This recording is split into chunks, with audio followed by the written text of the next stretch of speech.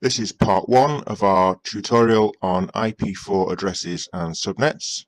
In this video we're going to look at IP addresses and their format in decimal and binary, the subnet mask, its purpose and its representation, host bits and network bits and what they mean, and classful and classless subnetting.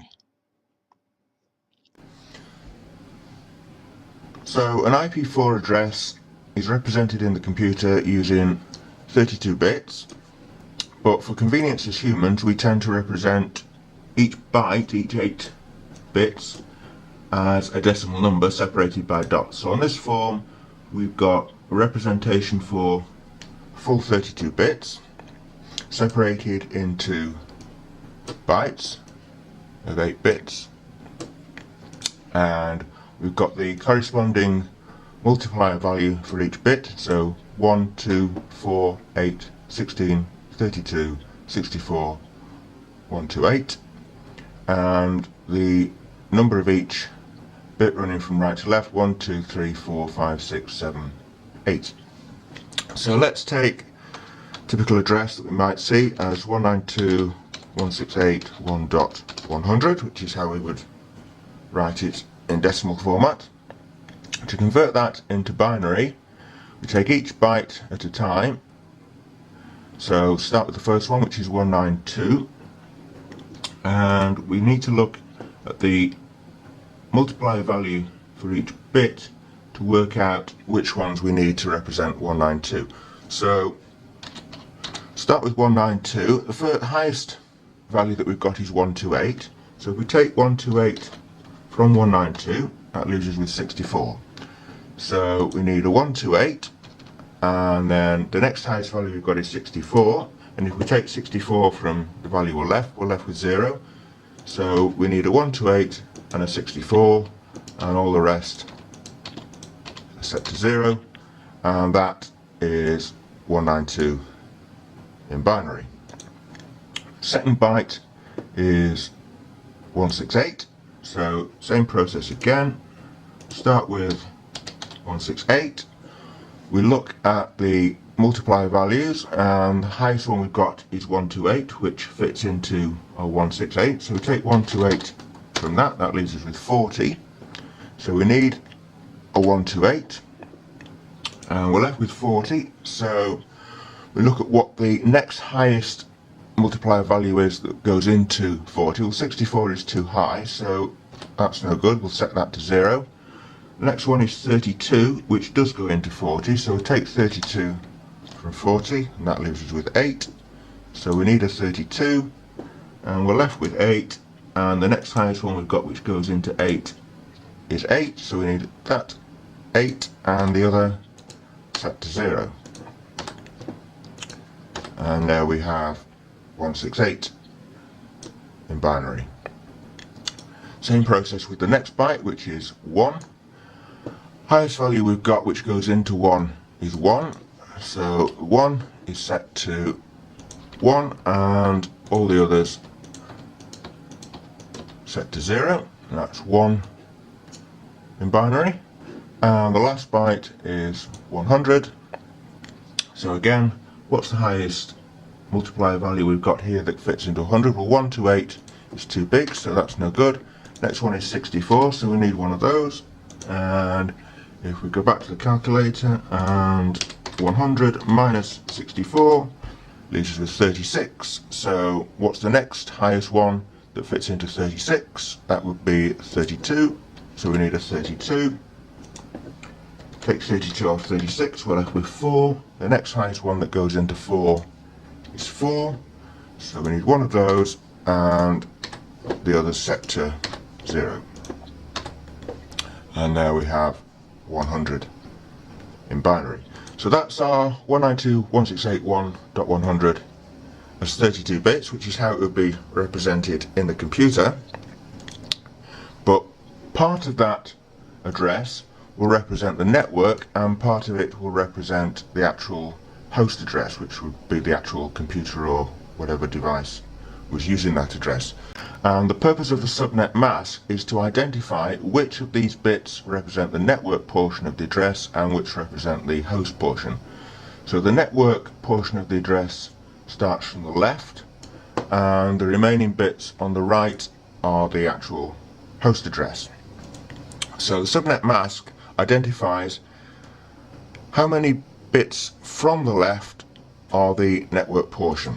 So a typical subnet mask we might see for an address like this would be 255.255.255.0, and a value of 255 in binary, when we've got 8 bits like this, would have all of the 8 bits set to 1, because if you add all of those values up, 1 to 8, 64, 32, 16, 8, 4, 2 and 1, it will come to 255. So if we add another row in here,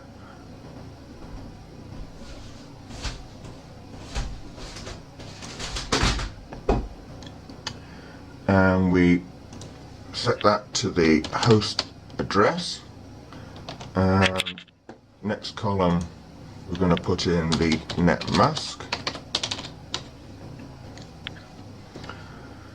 So the net mask, we've got 255, so we know that all the bits in that first byte of the net mask are going to be 1, and the same with the second byte,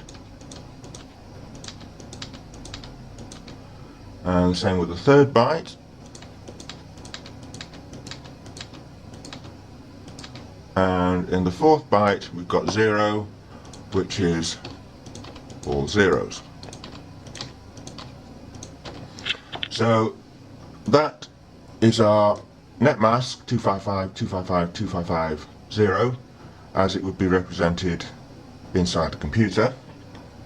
And what that's telling us is that all the bits where we've got a 1 represent the network portion of the address, and all the bits where we've got a 0 represent the host portion. So looking at our full address here, our 192.168.1.100, we can see that we've got a corresponding 1 in the net mask there, and there, and there, there, there, there, there, and there, and so on right the way up to there. So this portion of the IP address is the network portion, and this portion is the host address. So we might typically see a net mask written in decimal format like that, but you might also sometimes see it written in what's called slash notation, such as /24.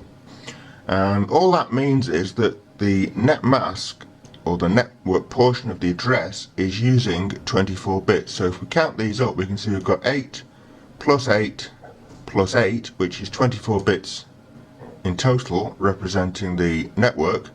And so instead of writing 255.255.255.0, we can just write the IP address 192.168.1.100/24, and that contains the same information as here, but in a more succinct way. Now, traditionally, IP4 addresses were split into various classes, A, B, C, and the class simply defines how many bits are used for the network portion. So a class A address would use just the first byte, the first 8 bits for the network portion, and all the remaining bits would be for hosts. A class B address would use the first 2 bytes for the network portion, and the remaining 2 bytes for hosts. And a class C, which is what we've got here, uses 3 bytes for the network portion and the remaining byte for the hosts.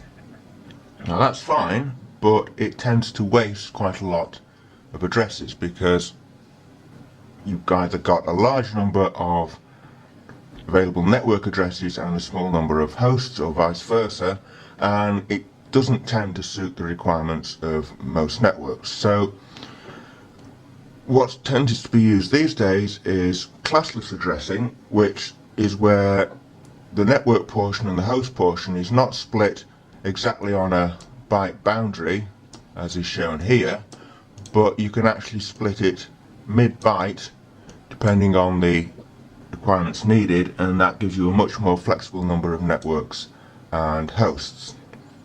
The purpose of subnetting is to take an address space, so we take the address space that we've got here, which is 24 bits for the network, 8 bits for hosts, and you can actually split that into smaller networks, so that instead of having one network as we've got here with a total of 256, or in this case 254, because you need to take 2 off for the network address and the host, the broadcast address, 254 host addresses, we can actually split that up into smaller networks with a smaller number of hosts. So if you've got a point-to-point serial link between 2 routers, for example, a leased line connecting 2 routers together, then you're not going to need 254 addresses on that network. You're only going to need